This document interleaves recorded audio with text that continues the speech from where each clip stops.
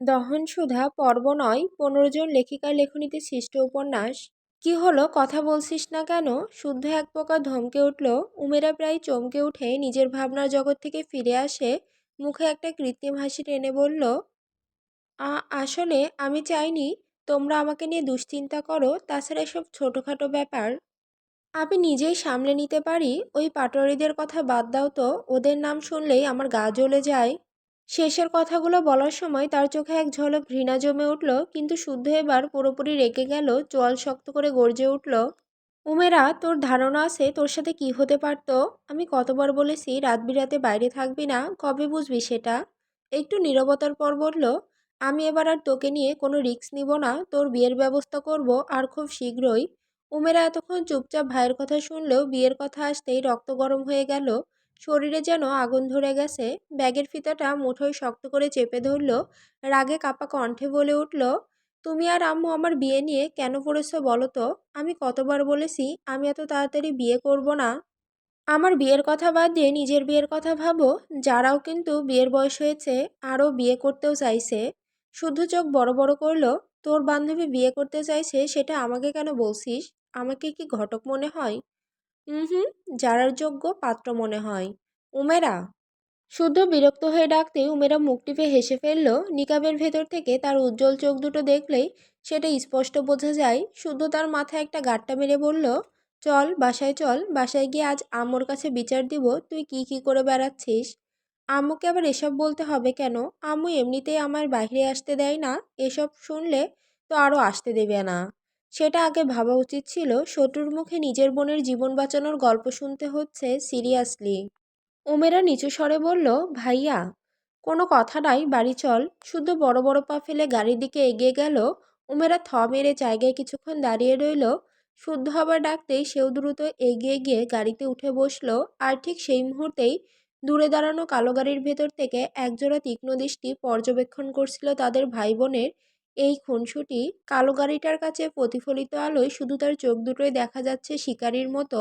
উমেরাদের গাড়ি চলতে শুরু করলেই সেই কালো গাড়িটাও তাদের পিছু নেয়।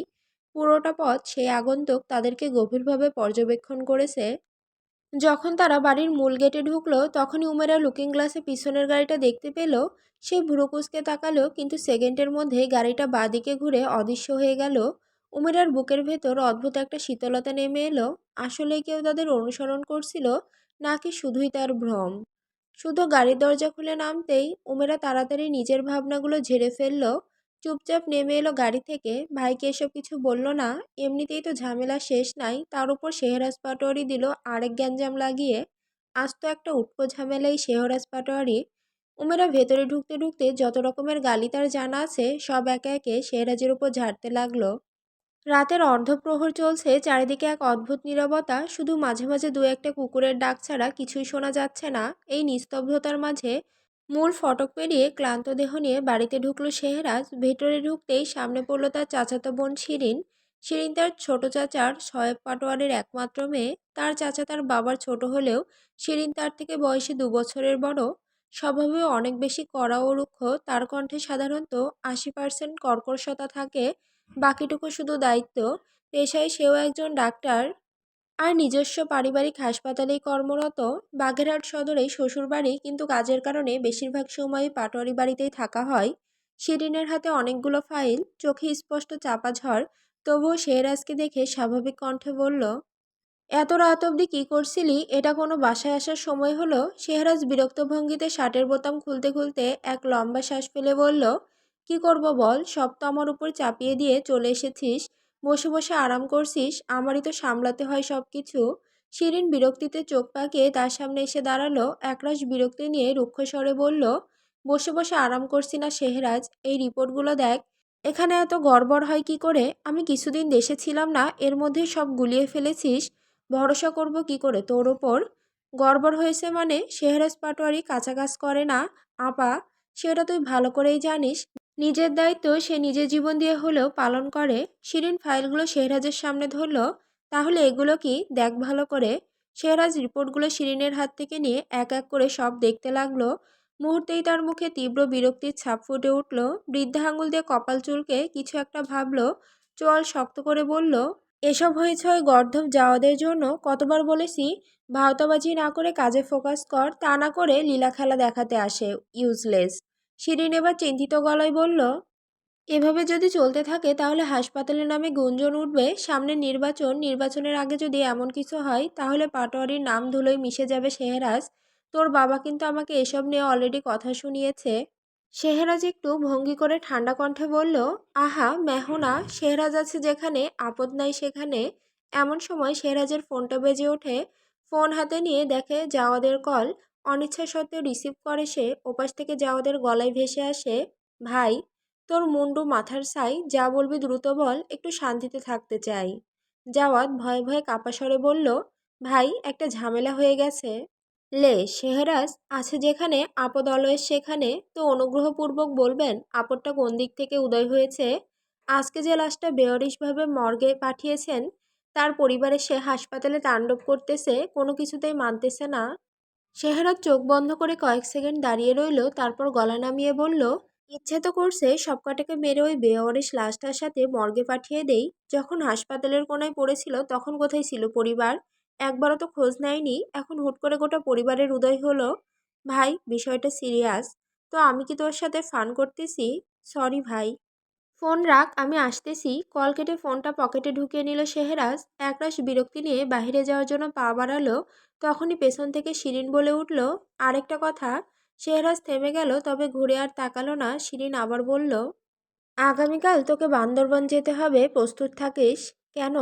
ডক্টর মহিন জানিয়েছে তাদের হাসপাতাল থেকে কিছু স্টুডেন্ট নিয়ে ক্যাম্পে যাবে।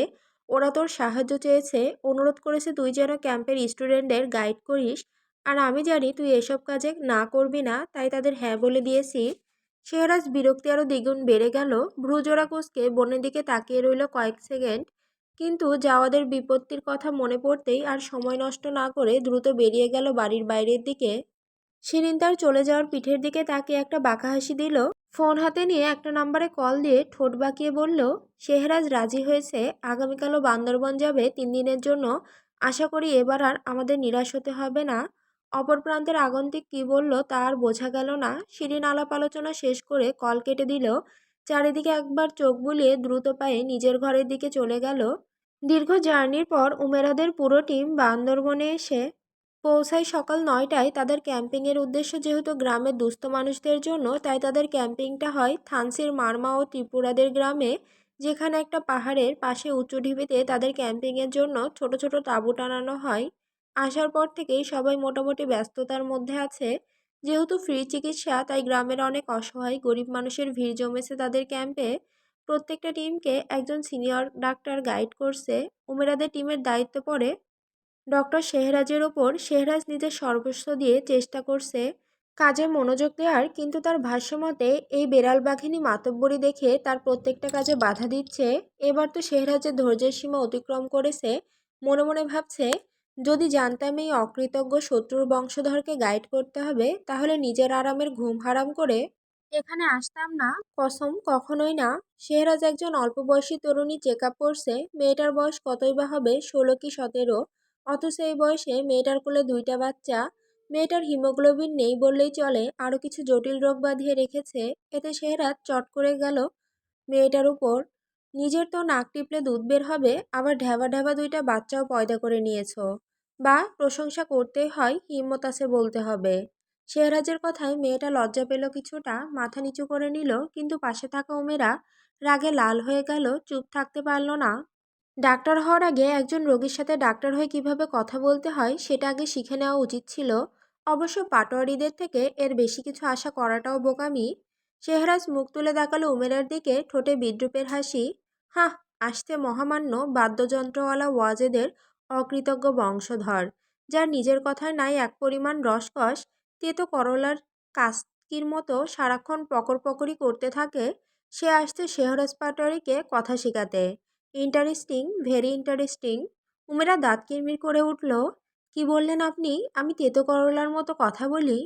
জি অবশ্যই। শোনেন মিস বিড়াল বাঘিনী, পাতি ডাক্তার সাহেবা, ডাক্তারি করতে বুদ্ধি আর যুক্তি দুটোই প্রয়োজন, যেটার কোনোটাই আপনার নাই।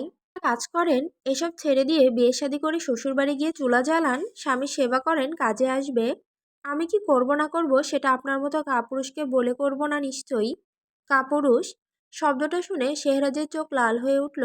এই শব্দ কোনো সুস্থ পুরুষই সহ্য করে না, আর সে তো শেহরাজ পাটোয়ারি। এক ঝটকায় উমেরার বাহু চেপে ধরে টেনে নিল কাছে। উমেরা ভারসাম্য হারিয়ে তার দিকে কিছুটা ঝুঁকে পড়ল। শেহরাজ মুখটা নামিয়ে তার কানের ঠিক কাছে ফিসফিস করে বলল, আমি কাপুরুষ না বীরপুরুষ সেটা কি পার্সোনালি দেখাতে হবে? দেখার শখ থাকলে বলতে পারেন, আমি তাবু খালি করে দিচ্ছি। শেহরাজের এমন বেহায়াপনা দেখারই বাকি ছিল উমেরার। উমেরার কান গরম হয়ে গেল। লজ্জায় নাকি ক্রোধে বোঝা মুশকিল। সে ঝটকা মেরে শেহরাজের হাত ছাড়িয়ে নিল। তাঁবুর ভেতরে যে কয়েকজন ছেলে মেয়ে ছিল সবাই অবাক হয়। তাদের দিকে তাকালো। কি হলো সঠিক বুঝতে পারল না। শেহরাজ উমেরার এমন চেহারা দেখে বেশ আনন্দিত হলো। এই মেয়েটাকে শেষমেশ জব্দ করতে পেরেছে। তার ঠোঁটের কোণে তৃপ্তির ছাপ।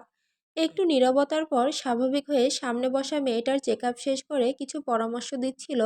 ঠিক তখনই একটা ছেলে দৌড়ে এসে জানালো, স্যার, ৩ নাম্বার তাঁবুতে কয়েকজন অসহায় মানুষ এসেছে, তাদের কেউ নেই দেখাশোনা করার। এক কথায় বেওয়ারিশ, আর প্রত্যেকেরই কঠিন কঠিন রোগ ধরা পড়েছে। শেহরাজ ভ্রু উঁচিয়ে জিজ্ঞেস করল, কতজন? ৭-৮ জন হবে স্যার। শেহরাজ চোখের কোণ দিয়ে উমেরার দিকে তাকালো। সে দাঁড়িয়ে আছে তাঁবুর বাইরে। উমেরার চোখে জ্বলন্ত ঘৃণা। শেহরাজ আবার দ্রুতই দৃষ্টি সরিয়ে নিল। নির্লিপ্ত ভঙ্গিতে বলল, জাওয়াতকে বল ওদের সবার দায়িত্ব আমি নিয়েছি। তাদেরকে আমার হসপিটালে শিফট করার ব্যবস্থা করতে বল ইমিডিয়েটলি। ঠিক আছে স্যার। ছেলেটা মাথা নেড়ে সম্মতি দিয়ে বেরিয়ে গেল। শেহরাজ ফোন হাতে নিয়ে কিছু একটা দেখে আবার রেখে দিল। উমেরা তাঁবুর বাইরে দাঁড়িয়ে ঘৃণাভরা দৃষ্টিতে তাকালো শেহরাজের দিকে। তার ভঙ্গি দেখে বুঝে গেছে কাউকে মেসেজ করেছে হয়তো। একটু আগের কথাটা মনে পড়তেই তার শরীর ঘিন ঘিন করে উঠল। এমন সময় যারা এসে দাঁড়ালো তার পাশে, যারা যেহেতু অন্য টিমের, তাই একটু আগের ঘটনা সম্পর্কে সে অজ্ঞাত। সে কাছে এসে জিজ্ঞেস করলো, কিরে তুই বেলুনের মতো ফুলে আসিস কেন? আবার কি হয়েছে? উমেরা ফুঁসতে ফুঁসতে বলল, আমি উমেরা ওয়াজেদ নিজেকে নিজে কথা দিলাম, এই পাটোয়ারির ভালো মানুষের মুখোশ আমি খুব শীঘ্রই খুলব। আমার পরিবারের সাথে করা প্রত্যেকটা অন্যায়ের প্রতিশোধ আমি নিব। তার চোখের কোণে লালচে রাগ, চোয়াল শক্ত, সারা শরীর কাঁপছে তীব্র ঘৃণায়। উমেরার সেই রাগী মুখটা ভাসমান হলো আরশিয়ান মির্জার টেলিস্কোপে। সে পাশের একটা পাহাড় থেকে উমেরাকে কড়া নজরে রাখছে। উমেরা যে তার পরী, তার অপ্সরা, তাকে চোখের আড়াল করা যে তার জন্য দুষ্কর। তবে এই মুহূর্তে তার পরীকে রেগে থাকতে দেখে তারও ভীষণ রাগ হচ্ছে। এত স্পর্ধা কার হতে পারে তার অপ্সরাকে রাগানোর? আরশিয়ানের চোখ জোড়া মুহূর্তেই রক্তলাল হয়ে ওঠে। পাগলের মতো হাত পা নাড়তে লাগলো, আর তার উসখুস করছে কিছু একটা করার জন্য। আজকে হয়তো অনেক বড় কিছু ঘটে যাবে, অনেক বড় কিছু, যার নিয়ন্ত্রণ তার হাতে নেই। রচয়িতা সানজিদা আক্তার মুন্নি, বৃষ্টি ইসলাম, ইসরাত জাহান জেরিন, প্রিয়স্মিতা তেহজিব, কায়নাত খান কবিতা, অনুপ্রভা মেহরিন, সানা শেখ, মির্জা সূচনা, রাইয়াবা জুবাইর রিপ্তি, লামিয়া রহমান মেঘলা, লামাইয়া তাসনিম, ফাতেমা ফারিয়াল, নুসরাত ফারিয়া, মরিয়ম আক্তার জুথি।